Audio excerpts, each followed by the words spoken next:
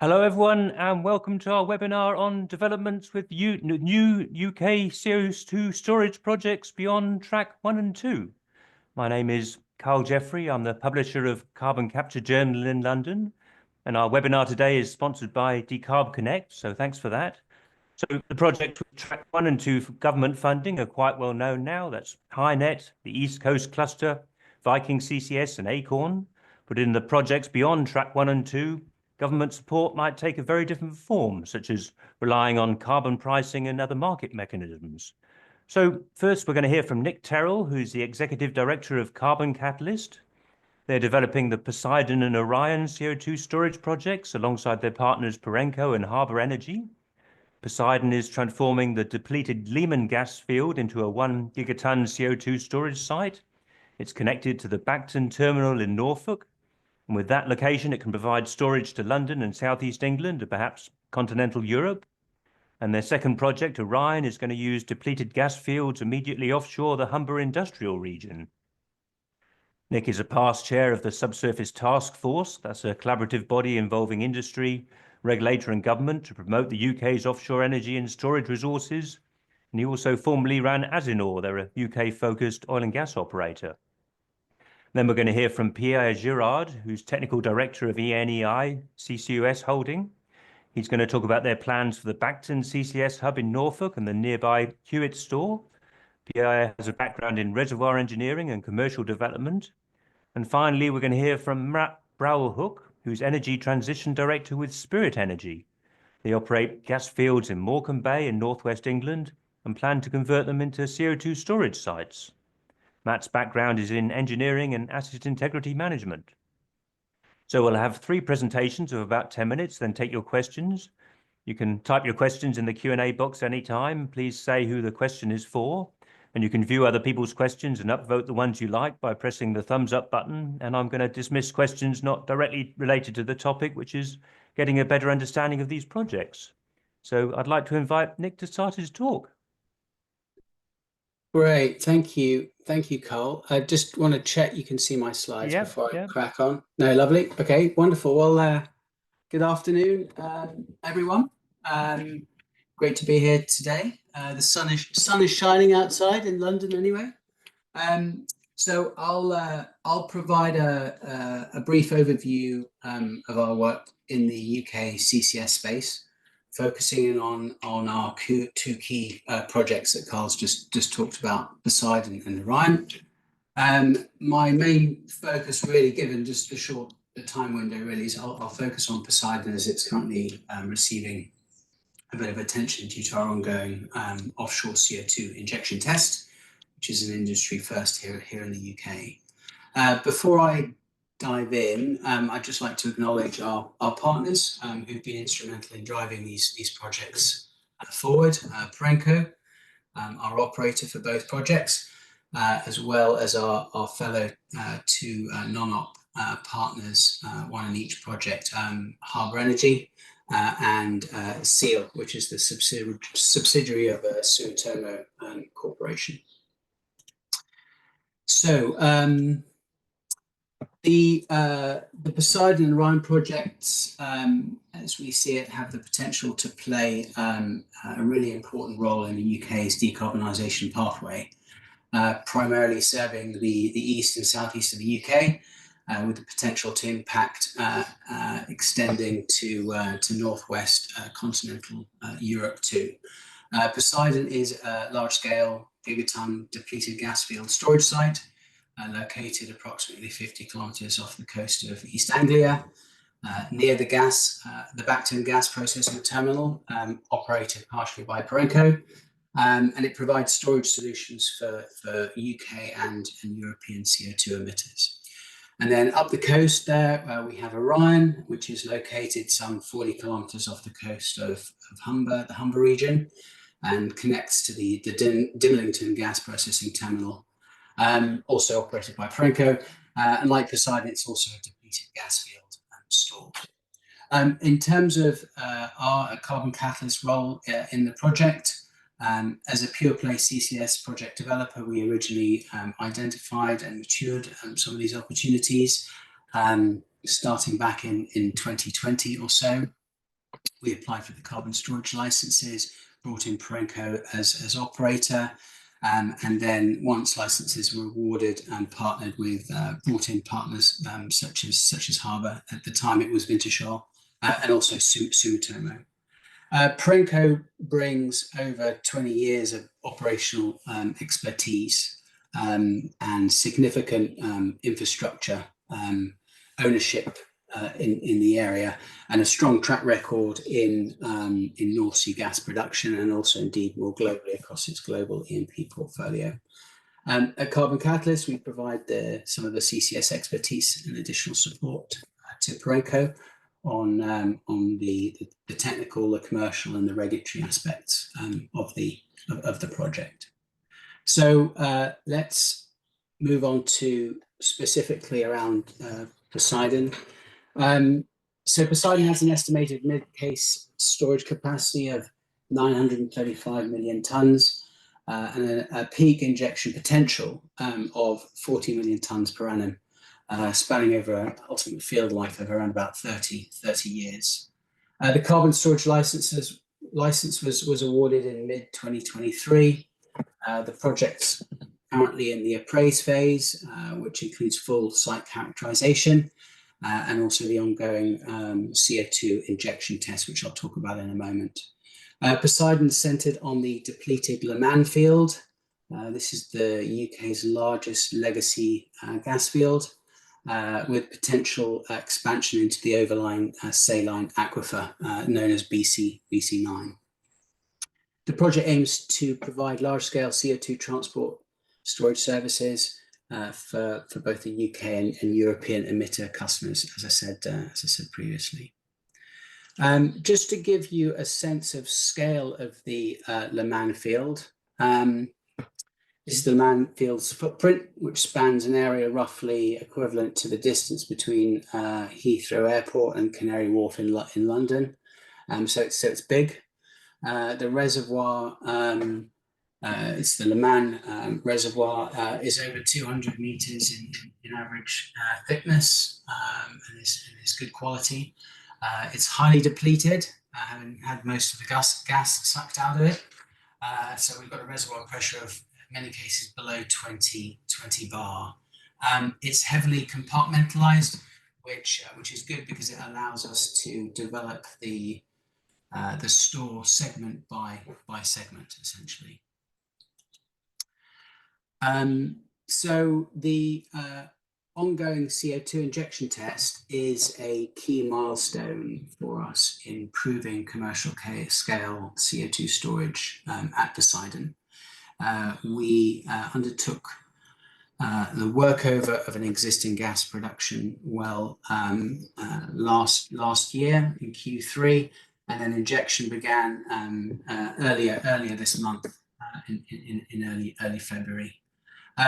This is Europe's first offshore CO2 injection into a depleted gas reservoir, which is a major distinction from previous CCS projects and schemes, which have focused on predominantly aquifers like Sleipner, for instance, and also pressure-supported oil fields like greensand. Key components of the test really are utilizing an existing suspended gas well on the Leman Hotel platform. We're injecting 5,000 tons of CO2 over approximately a 90-day period across multiple different phases. So we're injecting gaseous, we've been injecting supercritical, also nudging into liquid now as well. We're looking to address industry knowledge gaps in well reuse, flow assurance, hydrate risks, and injection behavior under a variety of different pressure and temperature regimes, whether it's at the wellhead, down the well, and into the reservoir. We're also deploying a whole range of advanced MMV technologies, including wellbore fiber optics with distributed acoustic sensing, and also various seismic monitoring technologies as well. Just wanted to make a few points, I suppose, on the kind of regulatory and technical firsts here. We've achieved several first here, which is really important for the project, but also for the wider UK CCS sector. So on the regulatory first side, we've first offshore CO2 injection approval from the NSTA, the North Sea Transition Authority, and also from OPRED.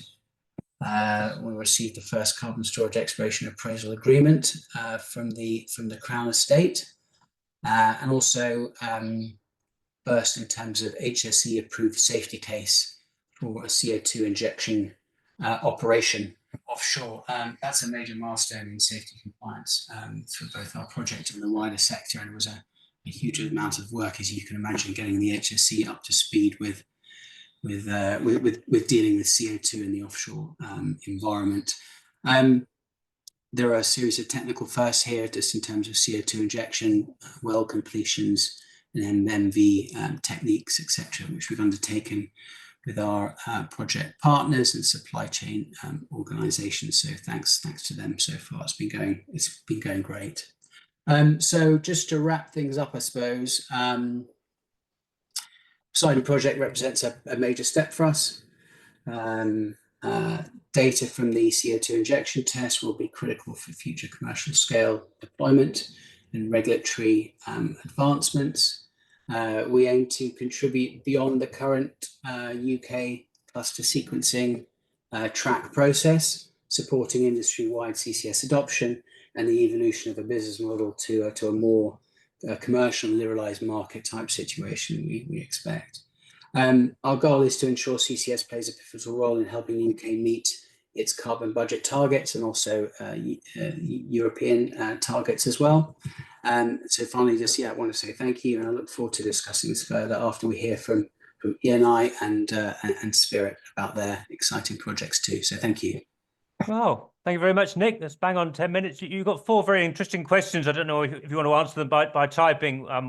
So David Hughes is asking, are you going to share the detailed results of the injection tests? Ali Dowd from DNV is asking the source of CO2. Marion is asking, why are you injecting different gas phases? And Belinda Perriman is asking, why aren't you using a shallower field?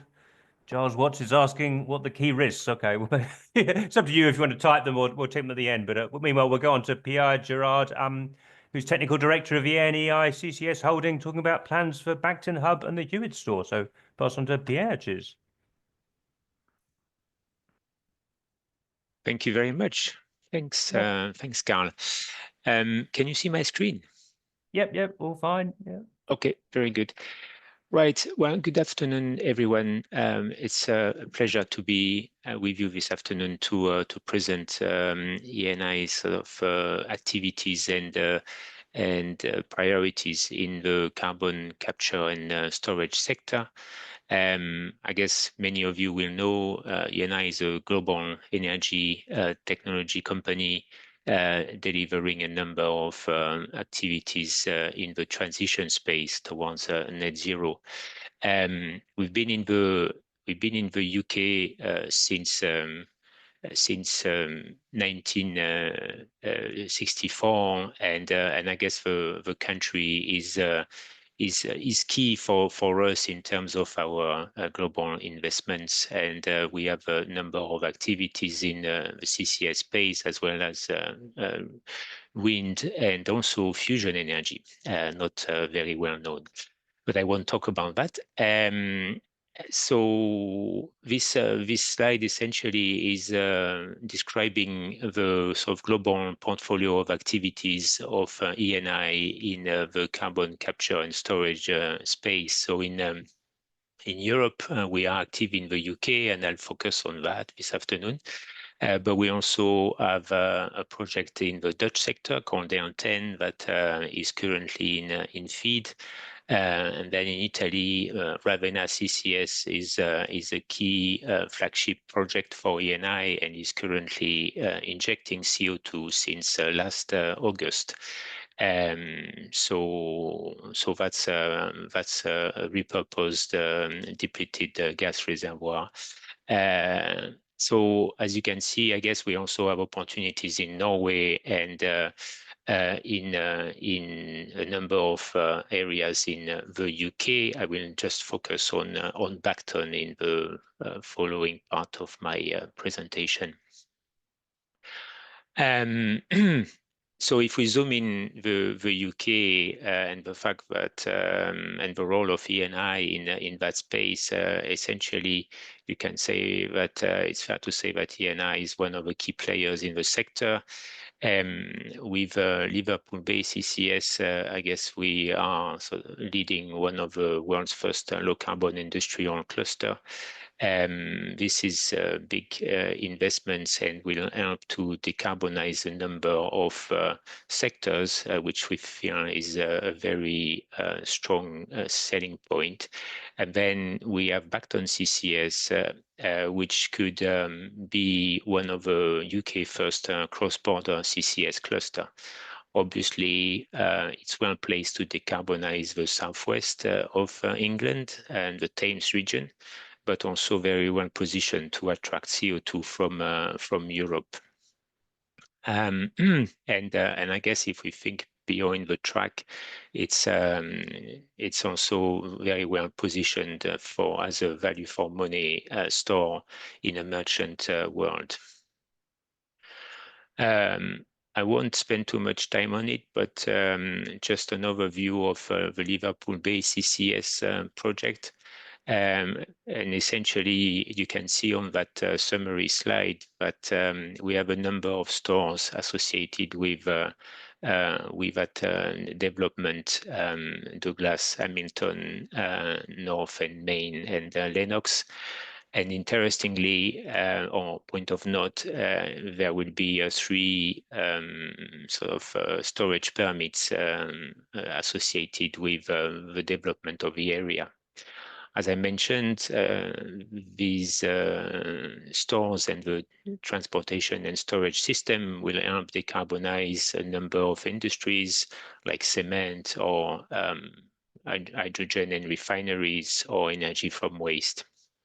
So quite a nice mix of different types of emitters, including sort of hard to abate sectors.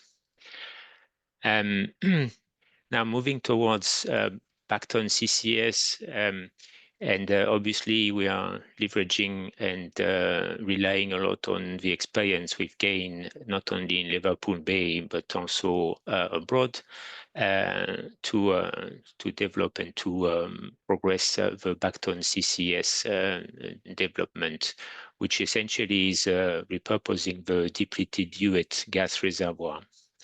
So Hynet has now ceased production. It was discovered in 1966, so it's quite an old discovery, well appraised, well understood, and it was historically connected to Bacton, where the gas was being received and treated before being transported further afield. So obviously, as a storage development, Hynet can be connected to Bacton, but as illustrated on that map, I guess it can be connected to a number of different sources of emissions in the future, possibly by pipeline, possibly by a combination of shipping and pipeline. And we feel that Hynet is very well positioned in terms of proximity to infrastructure and in terms of proximity to gas network as well, and proximity to Europe. So it could be a great opportunity for decarbonizing hydrogen or power or energy from waste, etc.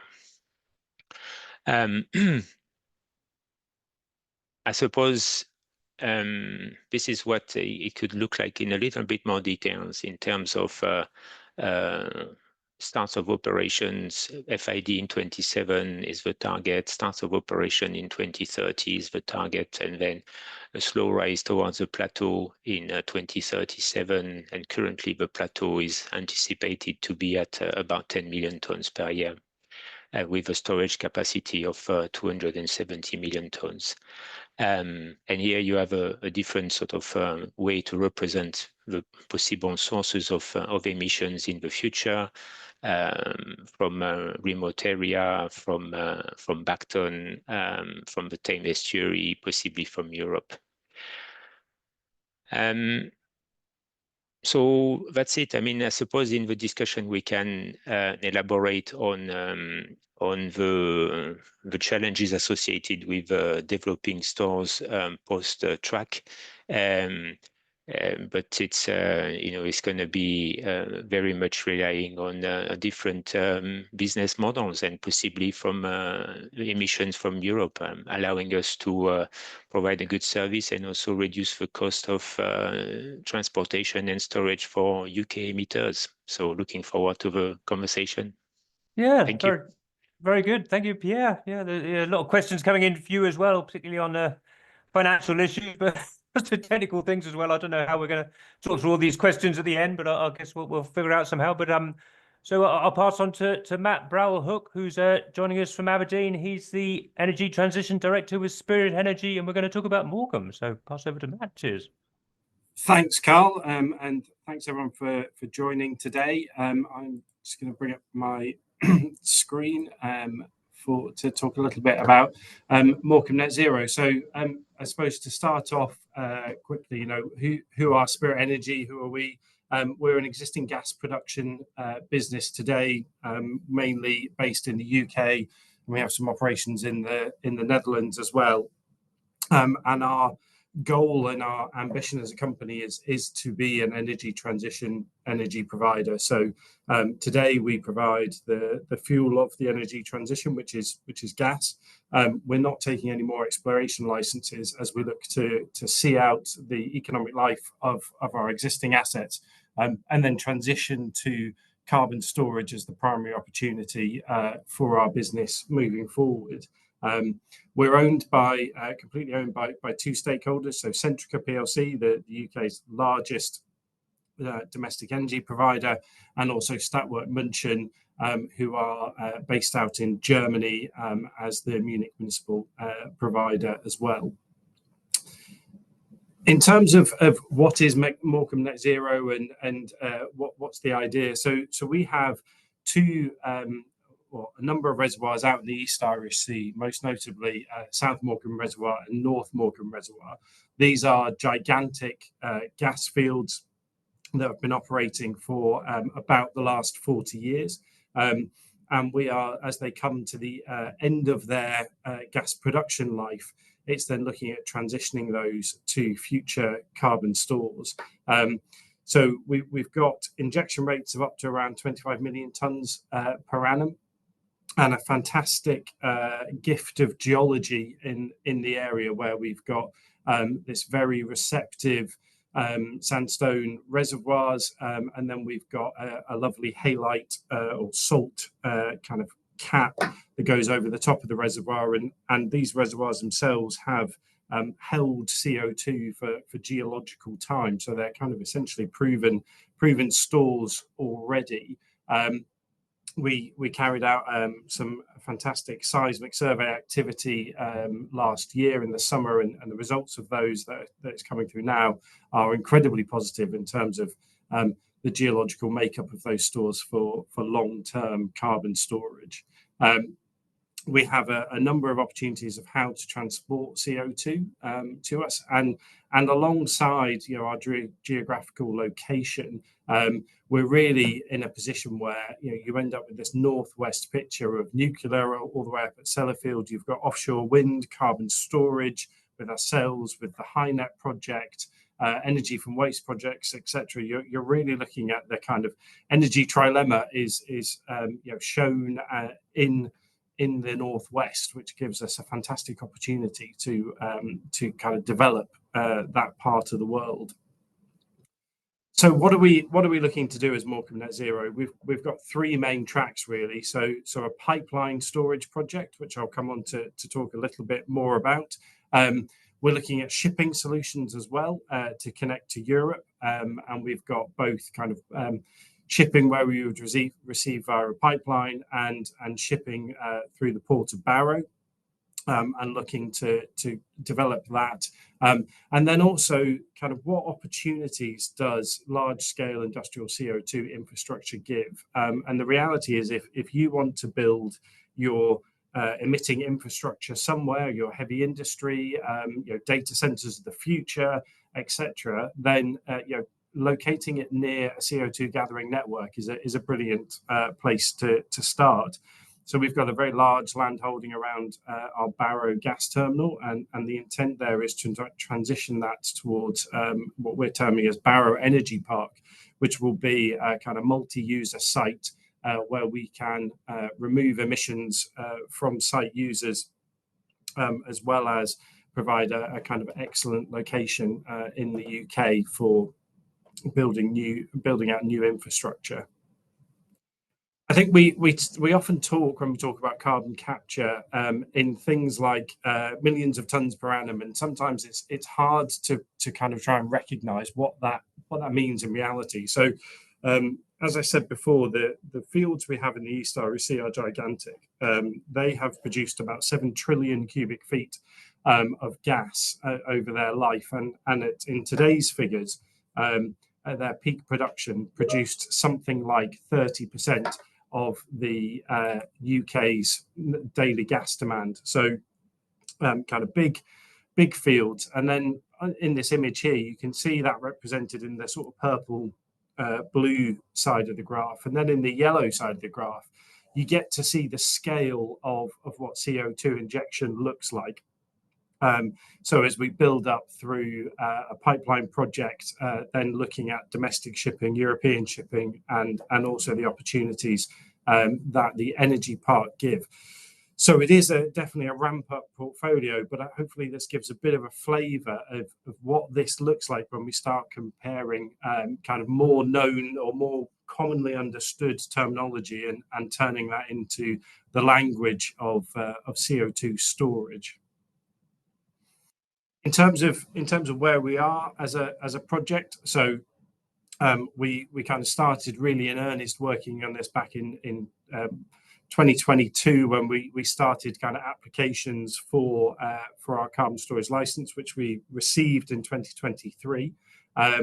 We have been developing emitter partner projects, and we're delighted to say we are signed up with the peak cluster. So the pipeline project is the MNZ peak cluster development, and I'll come on to that in a second. And where we see our project developing is really through the market transition phase that was identified by the UK CCS vision, which was published by DESNZ.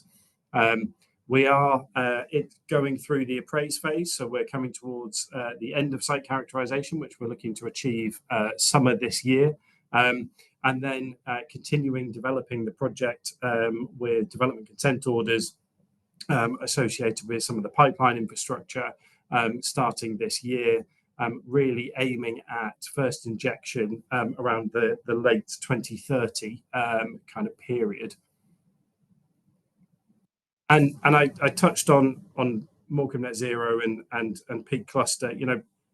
Carbon stores are wonderful things, but really they only come to life when you start injecting CO2 into them. So the emitter network that you are connecting to is absolutely critical, and we're delighted to be partnered with the peak cluster.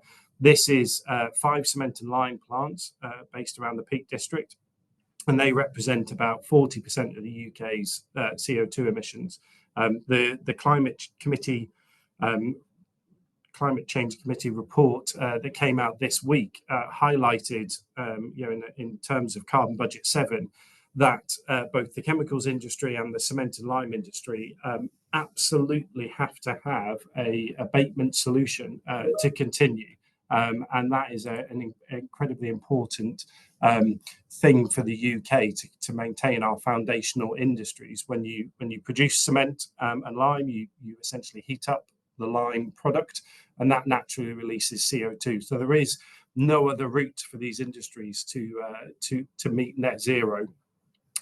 So we are looking at up to about 4 million tonnes of CO2 coming from this cluster in the early phases as we build out the whole scheme. So there's a huge opportunity for UK industry and also for Morecambe Net Zero to provide a tangible path to net zero 2050, also meeting the end of carbon budget 6, meeting carbon budget 7. These are critical projects for the UK in order to maintain its position on the pathway to net zero 2050. I'm going to stop there and hand back and look forward to going through some of the questions with everyone else. Wow, well, thank you very much, Matt. That's great. Yeah, so hopefully we're all seeing a picture of what carbon storage in the UK looks like beyond the track funding. Okay, so we're going to go into the Q&A session now. I'd like to invite Nick to turn your camera on if you like. So for the audience, if you open up the Q&A box, and then there's a tab at the top right, you can either sort them by most recent or most upvotes. So if you all click the most upvotes, then we'll see the most popular questions at the top. And I've got 8 upvotes. Question from Matthew Booth, who's a consultant with Beringa. For Nick, Poseidon project sounds excellent. First financial investor decision by 2027 is ambitious, but there isn't a route to economic license. What's going to change in 2 years? Well, I guess this is a question everybody would like to know, but do you want to start with that one? Yeah. I mean, that's one of the big fundamental questions at this stage for these non-track projects. I mean, just add that track 2 is still waiting for visibility on the model there, and we sit beyond that. So as you can imagine, I can't answer that question definitively. We do have views though on the future models and how they evolve, and I think as projects like ours collectively come forward and we acquire more data, we can get more confident around the projects, reduce uncertainty and reduce risks, and therefore start to have projects that can perhaps back away from the very kind of heavily regulated state interventionist models that we're seeing with the 2 track 1 deployments that are happening with Northern Endurance Partnership and also Hynet. So and that will allow us to scale up in time, and that's sort of the route that we seem to be going down with, in conjunction with our emitters and obviously the kind of financing investment community. Oh, very good. So next question with Giles Watts, who's a geophysics consultant formerly with BP. So I think this would be for Pierre. There's 3 CCS schemes operating around Bacton, or maybe for Nick as well. Is there enough captured CO2 to put there? Do you want to take that one, Pierre? I can have a go to start answering the question. I suppose at this point in time, we are very much in concept select type phase of a maturation. It's fair to say that Bacton by itself is not a big area as far as emissions are concerned. So we need to look a bit further afield, and I guess which one will materialize or which one will be phase 1 and followed by maybe more phases will depend very much on the emitters, I suppose their ability to find the right funding solutions, and I think this is a big part of the uncertainty for the future is what funding model solutions will be available, or in what priority will they emerge and materialize, and will they favor one region or one industry source, or it's yet to be decided. I suppose if I touch on the non-UK side, because I think it's also in some of the other questions, there are a number of existing barriers which we feel are not unsurmountable. There's the London Protocol and the sort of ETS systems that currently either prevent the movement or disincentivize the emitter to store in a different country. Both barriers are easily fixed, but will require some work and intervention at country level, or between countries, or between the UK and the EU, and that requires obviously a lot of stakeholders to align. We believe there is a big prize, so it's worth pushing for, and that's what we are doing at this time. Oh, Nick, would you talk about the volumes of CO2 as well, not as well as the? Yeah, I mean, the storage is these two projects in particular are located off Bacton, but in terms of CO2, I mean, I think Pierre has a similar map to me, obviously, and not surprisingly, we're sourcing CO2 from a range of different places, and Bacton is not necessarily critical for these projects to move forward. So I think it's about building a portfolio of CO2 supply, and also it's leveraging both pipeline and non-pipeline shipping solutions in particular to get these projects progressed as well. I think Nick makes a great point. The reality here is if we want to get to kind of net zero 2050, this is a series of questions of and not or. And I think where we saw a methodology that came out of track one, which was to select the stores and develop the stores, and then go through the process of selecting the emitters.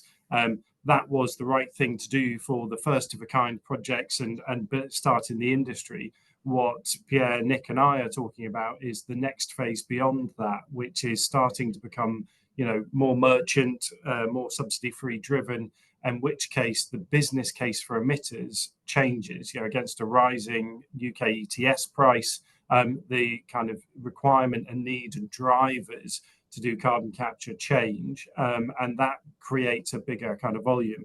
And ultimately, what both DESNZ have signalled and government has signalled is we want this to be a competitive, thriving industry. And so actually having a multitude of stores to select for with different transportation solutions allows emitters to pick the best thing for their business. And that is good for a healthy, robust industry moving forward. So I think in the early days as we are today, emitter projects, there are lots of them and they're at different stages of maturity.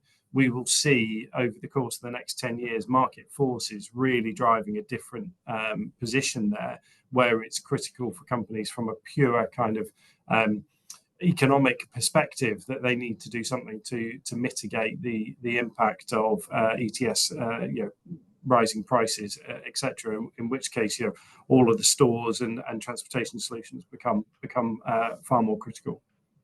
Well, there aren't any CO2 ships. I mean, I've talked to a few tanker owners who say they're only going to build ships with a 20-year commitment. I mean, if you're relying on ships, it could be more than 10 years before they're available, if that's what you're doing, is it? So I think shipping is interesting.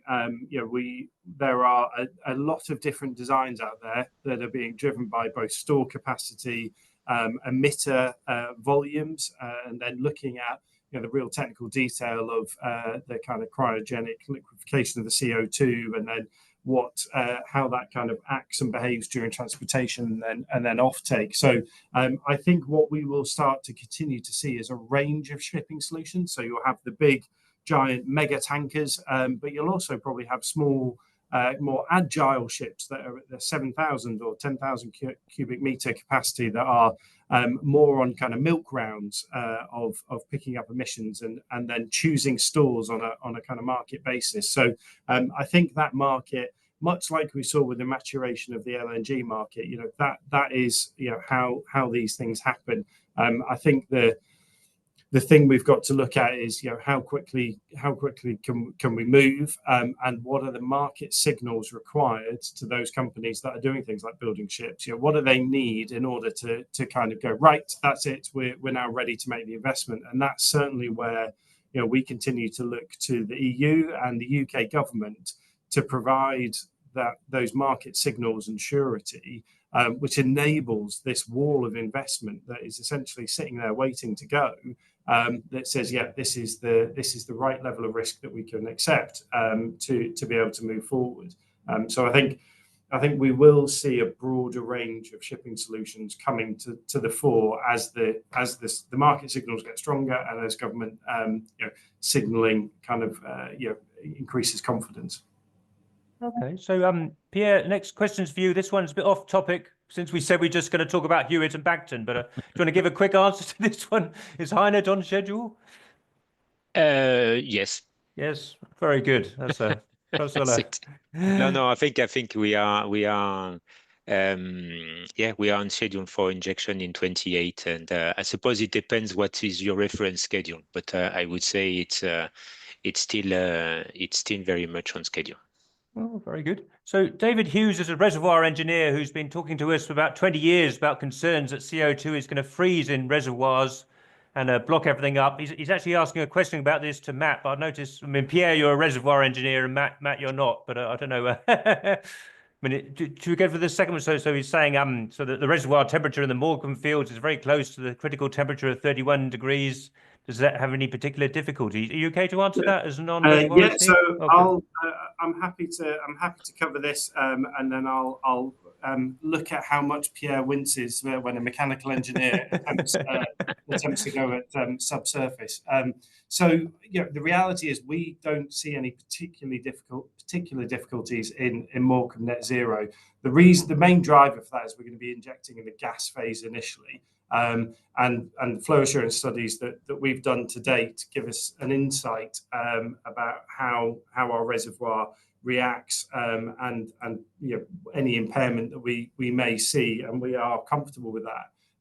There are heating solutions and there's compression requirements, etc., that obviously change that flow assurance and the downhole dynamics. But the big difference with us compared to some of the earlier projects is the fact that we'd be operating in the gas phase as we build the reservoir pressure back up, which gives us more optionality. But the reality is this is why there's such a long period of that carbon storage license development. It's a 4-year period. We see Nick doing the kind of first of a kind injection trials. These are critical components to continue to develop that understanding. But as we sit today, more than halfway through our site characterization phase, our flow assurance and our reservoir engineering is very supportive of operating in the gas phase and not having material operational difficulties. Oh, yeah, do you want to add to that anything? I think Matt has covered it very well. I mean, I guess so. Yeah, it's one question of doing the modeling, doing the work, and then adapting the injection condition to the reservoir as well. So like Matt said, we can start by injecting in a gaseous phase, and then that will sort of allow us to move then to more dense at a later stage when the pressure and condition has changed. So we don't see that as an issue. Very good. So questions for Nick next to about injectivity. So David Hughes is asking, are you going to share detailed results of the injection tests? Giles Watts was asking, what were the key risks you were hoping to address? Surely you knew you could inject CO2. Do you want to take those two? Yeah, sure. Yeah, so I'll go cover those in a bit of a random format here.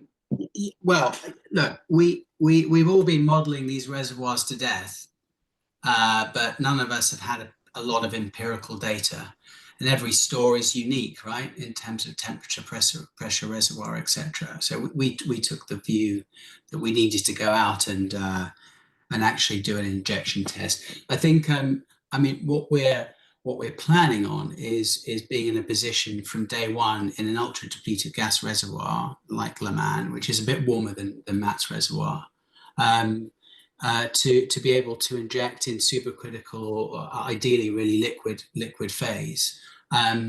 But we need the data to calibrate the models, and we feel that we can do that, and that's what this testing operation is doing, and it will be extremely valid.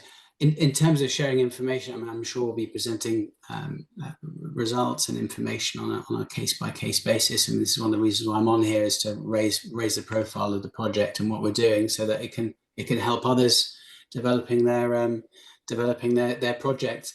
I think just a general sort of observation on this stuff and the industry as a whole is that we're always very quick to make judgments. Often with a lack of data, and so we need to go out and get the data and work our way through the different areas of uncertainty and also risks, and that's what we're doing for our project. We feel that's the right way to go. Just in terms of answering the questions, I mean, I ran through it all rather quickly, but what are the risks that we're trying to address? I think on the well side, it's being able to demonstrate that we can recomplete gas wells for CO2 injection, and that we can indeed inject a variety of different phases and temperatures in terms of CO2 into the well, that we don't have issues around cooling and heating effects. I mentioned hydrates, I think, etc. On the reservoir side, we want to be able to demonstrate that we can avoid any adverse Joule-Thomson cooling effects, for instance. We can model it. We feel like we're okay, but we need to get the data to calibrate our models. How quickly will the reservoir warm and cool potentially as well? And then the other thing we're trying to answer really is just, what are some of the MMV techniques that we can use that could work, or indeed couldn't work? That's also very helpful for our particular project and setting, to try and move away from the assumed regulatory default that we need to shoot conventional seismic streamer surveys. So that's why we're testing out things like the DAS technology, distributed acoustic sensing, the VSPs and 4D and so forth. So those are the kind of things. And then the other one is just to emphasize is just to be able to demonstrate that whilst the UK is a very heavily regulated environment, especially offshore, that we can actually do these operations, and we can take the regulatory stakeholders like the HSE and others through our programs and get these types of projects permitted. Very good. I've just seen there's a refresh button next to the most upvotes. So if you click that, there's a different set of questions go to the top now. So Tobin Timmons, I think we've kind of answered most of this. I mean, he's mentioning salt participation in a project in Canada. I think that's when you're injecting into an aquifer. I think the water goes preferentially into the CO2 and leaves the salt behind. But none of you are using aquifers, so I don't know. But perhaps that's a similar answer to the other question. I guess it's all done by modelling. I don't know if anybody wants to make any comment, or we probably covered that. No. Or we can move on to Sam Bunnett's question. He's asking about any comment about repurposing of platforms, wells, and pipelines. How technically challenging is it? Their cost savings. Matt, you're the asset integrity engineer. Do you want to? Is there anything you're using your old platform? Absolutely. Apologies. Sorry if I dropped out for a second there. My speaker decided to have a meltdown. But no, I think reuse of platforms is really interesting. I think reuse of pipelines is something that is relatively straightforward and well understood. The materials kind of management of that, and particularly things like the moisture content and the oxygen content of the CO2 stream, become really important. In terms of platforms, the requirements of the top sides of the platforms are very different in a CO2 injection environment than they are from traditional oil and gas extraction. So we tend to see more examples of reuse of jackets than we do of reuse of top sides. And really, it's a cost benefit analysis. If you're looking at a 40-year life of a platform, then can you get the jacket to extend out of that, and ultimately what expense does that take to do that versus building new? And given that the UK oil and gas industry has a kind of existing ability to recycle 98, 99% of offshore infrastructure when it comes back onshore at the end of life, then we don't see an environmental issue there. It's about what is the best thing for these long-term projects moving forward. So absolutely, pipelines are definitely there. I think offshore structures are really on a case-by-case, project-by-project basis. Okay. So question from Christian Fink. I understand you probably won't want to answer this. He's asking if anybody wants to give a price per ton for, well, storage costs, I think, not the capture costs, because you're not involved with it. I don't know. I mean, feel free not to answer, but does anybody have any numbers they're able to mention in public? Probably not. No numbers, but hopefully coming down rapidly, especially when we're looking to repurpose key bits of infrastructure as well. So I think as you can imagine at this early stage, probably not in a position to talk about it. But I mean, take a look at some of the analysts' reports on this kind of stuff. Wood Mac and Welligent and companies like that. They'll give you their perspectives anyway and helpful benchmarking. Oh, very good. So Joseph Whitling, it looks like you're already working on that one, Nick. But should we go to Belinda Perriman's question? Oh, there's also for Nick about the Bunter sandstone. Isn't that cheaper to develop because it's shallower? Is that something? Yeah. So So our phase one, which commenced injection 2029, we're looking at a 1 to 1.5 million ton per annum phase. So it's step by step essentially, and then ultimately ramping up to the higher rates, and that would be occurring through the 2030s onwards essentially. On the shallow Bunter. Well, we have more data on the Leman reservoir because that's obviously a lot of focus because it's a big gas producer. It's also making assumptions around certain storage efficiency factors. The Leman field is the bigger store to go after, so that's where we're starting. We're not capacity constrained here.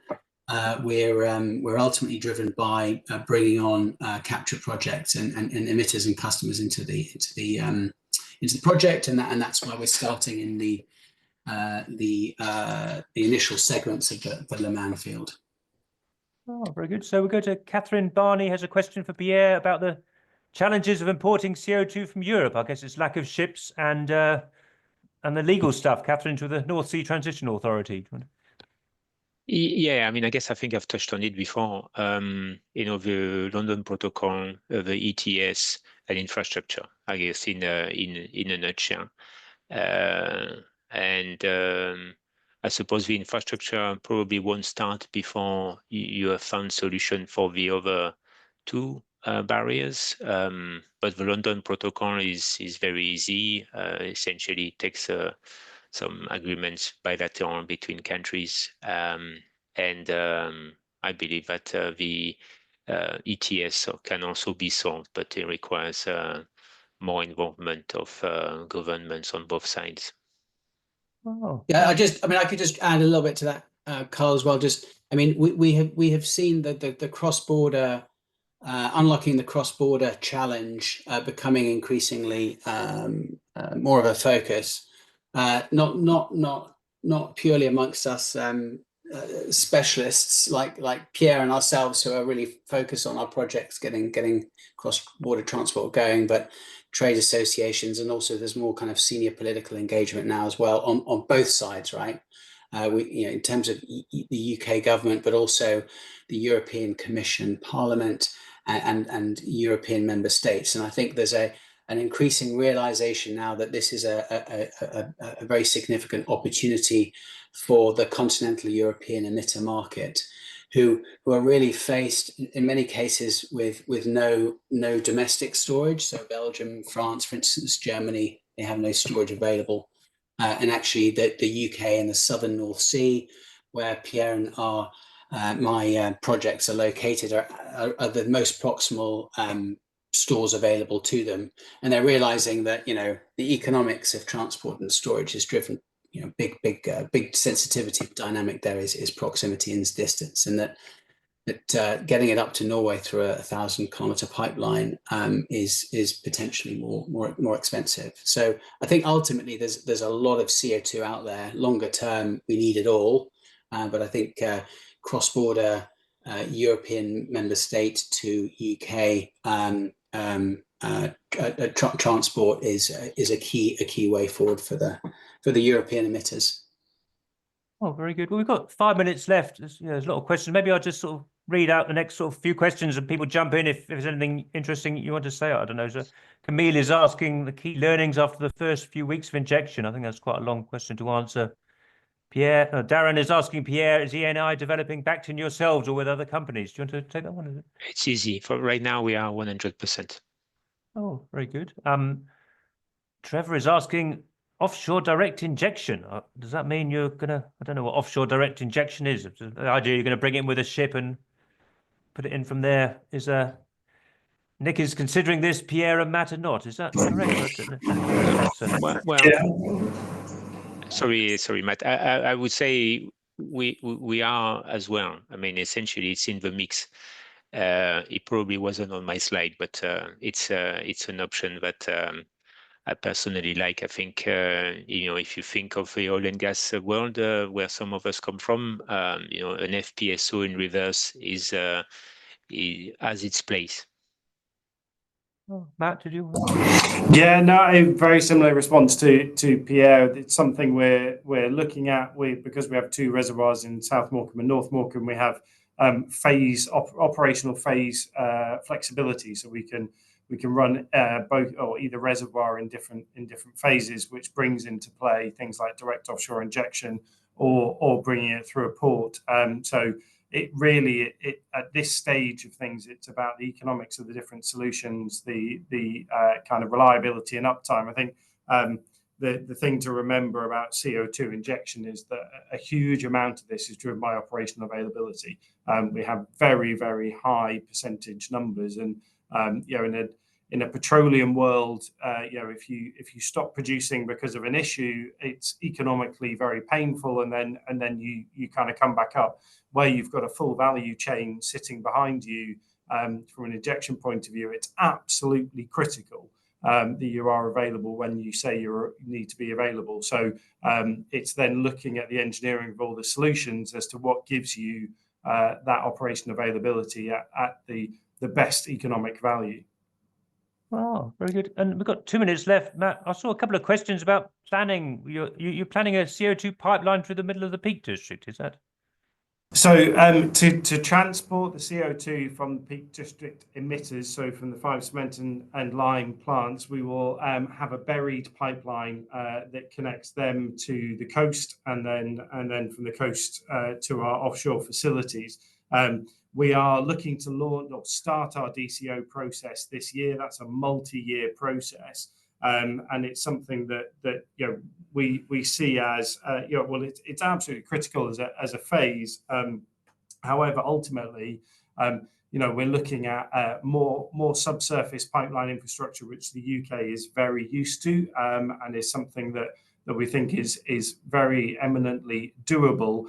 But there is I'm not dismissing the multi-year process and the engagement that we need to go through to kind of work through that DCO process and explain to stakeholders what we're doing, how we're doing it, why we're doing it, and what that will look like. And that will include pipeline routing and all the other options, which as of yet we have not fully completed. Because we're not kind of going through that planning stage yet. So there will almost certainly be challenges, and that's expected. But we remain confident in the final solution. Oh, that's fantastic. We've got about 1 minute left. I like this question from Richard Kinchin for Pierre. He's asking, I live in the Liverpool City region. It's got one of the largest energy from waste incinerators a mile away. Will these CCS solutions link in with the existing major incinerator emitters like incinerators? I guess that's exactly what you're doing. It's a nice. So this is what we are doing. I mean, I would say that because Hynet is a track 1 project, the choice of emitters is essentially driven by business. So if there is an urgent request for connection, I guess that's obviously speak to us, but also speak to DESNZ because and follow the process. Oh, well, that's fantastic. Well, thank you ever so much, Matt, Pierre, and Nick. That's been a fantastic webinar. It's a lot of meat. I shall forward you the questions. Absolutely no obligation to answer them, but you may want to answer them. But that's great, and thank you. So our next carbon capture webinar is next Friday, where we're going to hear from the CTS Task Force Monitoring Subgroup about approaches to carbon dioxide storage monitoring and how we can be less reliant on 4D seismic. So hopefully we'll see you then. And meanwhile, that's the end of the webinar. And thank you very much. Have a great weekend. Thank you. Cheers. Bye-bye. Thank you. Thank you all. Thank you.